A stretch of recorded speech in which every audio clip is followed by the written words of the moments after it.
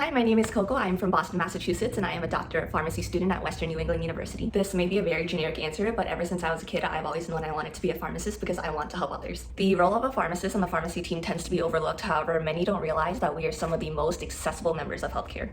Something surprising about me. I am actually a signed model. I have done photo shoots for Walters Kluwer's Health. So for those of you who use Lexicom, UpToDate, ME, or any of their other services and products, you might just find me on there. 3 words you can use to describe me. They would be goal-oriented, empathetic, and dedicated. Well, there is no one thing that inspired me to want to be in the field of pharmacy. It for sure is not enough to say that I find drugs interesting, because that's not suspicious at all. But one experience that I will never forget, and it's just one of my many inspiration stories, include the time I did a summer internship over at Boston Children's Hospital. I was delivering IVs up to the ICU, and one of the rooms I was delivering to just so happened to be this little boy who was here for an immunology treatment. I remember him saying to me, "Thank you, doctor, for everything that you do to help me get better."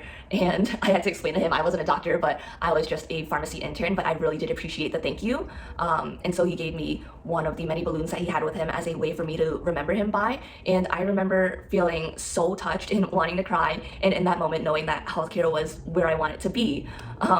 Seeing firsthand what I can do to make a difference in potential patients' lives has really just pushed me to want to be a pharmacist even more. And I want to help more people and kids just like this little boy.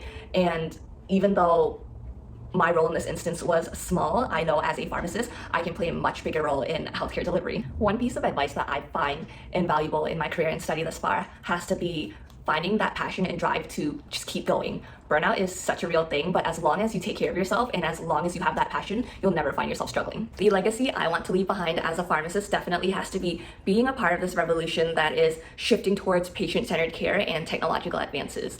The reward of knowing that what I do is making a difference just pushes me to want this even more.